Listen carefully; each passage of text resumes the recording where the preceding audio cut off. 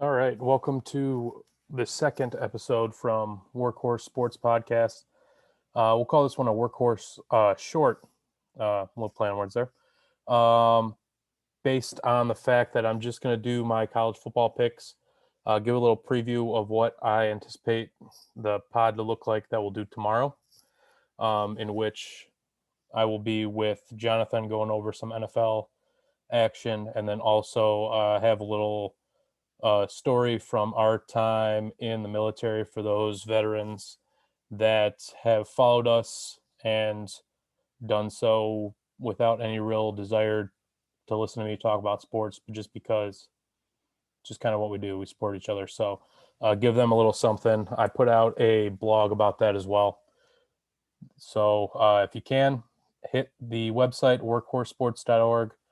We're blogging daily, various topics. I still had to put out my people that pissed me off blog for this week. Numerous options there, no lack of content that we can use with that one. Go figure. But yeah, so tomorrow we'll anticipate getting together before the NFL games start, going over those, and having that podcast will be a little lengthier. This one will keep a little bit condensed, go over just the picks that I have for today for college football. Starting off in Morgantown, West Virginia. West Virginia is getting 7 against TCU. I'm taking the Mountaineers, getting 7 points here. Tough place to play, especially if you're in the Big 12. You got to go from Texas, Oklahoma. I know it's changing, obviously, adding Cincinnati and a couple other schools. But if you're TCU, you're skimming by against Kansas State. You're skimming by against the bigger schools. They shouldn't be undefeated. They should have lost last week. Kansas State not playing Martinez at quarterback. Didn't tell anyone that was going to happen. Practiced all week. Game time happens. Backups playing, and they are still dominating at the half. Couple of things went TCU's way, as it has been to this point. They're not going to remain undefeated in the Big 12, which will have a 1-loss, if not a 2-loss team in that conference coming out as a champion. And I think West Virginia, when they're at home, they play better. Just a solid football team, not great. Probably middle to lower tier in the Big 12, but that's a solid conference this year. Usually you look at the Big 12 and you're thinking a lot of points, not a lot of defense. That might be the case in this game as well. And West Virginia is built for that type of game. So I got West Virginia +7 at home against TCU, and that's a noon kick. Next game, Wake Forest giving up 4 at Louisville. 3:30 kick for this one. I'm taking Wake -4. I put a lot of faith in Louisville earlier this year. Didn't pan out. They have some talent. They have some recruits that they're bringing in. I just don't trust the Cardinals to get that one done. Wake is solid. They're still top 10 team in the country. A lot of people don't know about them. They had a solid year last year, which I was, as a Michigan State fan, Kenneth Walker coming to Michigan State, doing the things he did, and having come from Wake Forest, and for them to still play the way they did, it would be interesting to see what he would have done for that team had he stayed in Winston-Salem. So I got Wake giving up 4 at Louisville. Another noon game, so going back to that noon timeline, Notre Dame giving up 7 at Syracuse. Similar to TCU, I don't think Syracuse is real. They keep squeaking out these games. They barely beat a Purdue team that's not that great at the Carrier Dome. Multiple penalties at the end of that game. That tight end for Purdue, I was cursing his name at that time. Just infuriating the way that game played out. Scores a touchdown, gets a celebration penalty. There was another penalty in there, so they're kicking off from their own 10, kick it off. Syracuse gets the ball, a little over a minute left at the 50. They get into range, score, win the game, and that's just the Purdue game. There's other games. That Clemson game, Clemson was far better than them. I like Notre Dame to get 7 here. They're still Notre Dame players. I know they've had their issues. They lost to Marshall. They played Ohio State tough to start the year. Those kids are still Notre Dame scholarship players. And I think going into Syracuse, they're not worried about going into Syracuse. Like I said, they went into the shoe earlier this year. So the Carrier Dome is not going to be anything against for them. Touchdowns, a lot of points to be getting, especially for Notre Dame. I'm taking Notre Dame getting 7. 3:30, the world's biggest cocktail party. Georgia and Florida.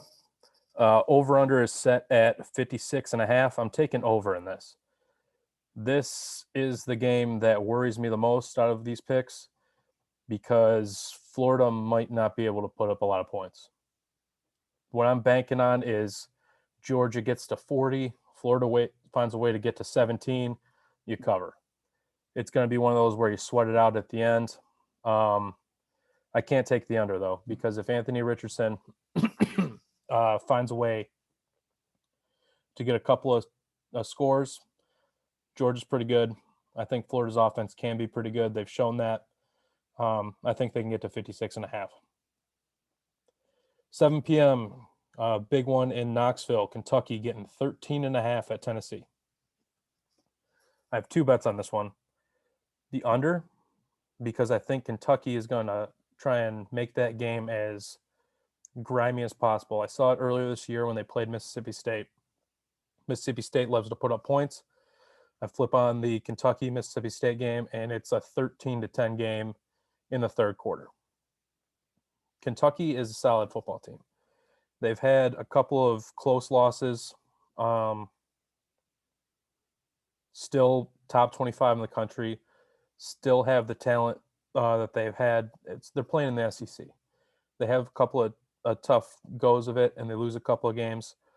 They're getting 13 points. Tennessee has a look-ahead spot here, too. They got Georgia next week. If they can find a way to beat Georgia, they're thinking, okay, we're in the clear.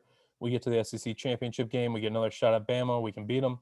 If they don't beat them, we're still getting in the college football playoff because we would have beaten Alabama and Georgia, made it to the SEC championship game, and just lost to a good Alabama team. So I'm taking Kentucky getting 13 here. I don't think they win outright, but I think they make it grimy enough that the 2-touchdown spread is just not going to cover it. And I think it's the under. I don't see a mass amount of points in this game. Tennessee can put up points, and if Tennessee wins, I think it's going to be something where Kentucky's just not going to be able to overcome it. So if Tennessee scores 45 points, I don't see Kentucky being able to cover that total. Last game, Texas Tech, Baylor, over 62. If you watched Texas Tech earlier this year, beat up on Texas, a lot of points in that one. Baylor can put up points. That Big 12, as I said before, defense is optional. So, yeah, Baylor, Texas Tech, over 62. I'm thinking this one's, hoping this one is one where you're in the third quarter, you're at 60, and then you're just hoping someone kicks a field goal or someone, gets that last touchdown before the end of the quarter so you can kind of relax with the rest of that game. So those are my picks. I'll run through them again. West Virginia +7 against TCU. Wake -4 at Louisville. Kentucky +13 at Tennessee. Tennessee under. +7 for Notre Dame at Syracuse. Georgia, Florida over 56.5. And Texas Tech and Baylor over 62. Like I said, this is going to be a short one. I just want to get those picks out there. I just got off of work. That's kind of what we do. It's kind of the premise of the podcast. Going to work at 2 a.m., get off at 10 a.m., come here, make our picks, tweet a little bit, enjoy some of these games, and then get right back to it the next day. So, like I said, we'll be right back to it the next day. We're going to be there doing another call with me and Jonathan, going over some NFL. So if that's something you're interested in, stick around for that one. And then, like I said, for those members of the veteran community that follow us, we got a little content for you tomorrow as well. So I'm going to finish knocking out watching this Tottenham-Bournemouth game, hoping that Bournemouth can pull this one out. Appreciate you guys. Be sure to like us on Facebook, follow us on Twitter, like and share these videos, hit up the blogs. Some of them are a little longer than others. Just added another blogger to the team.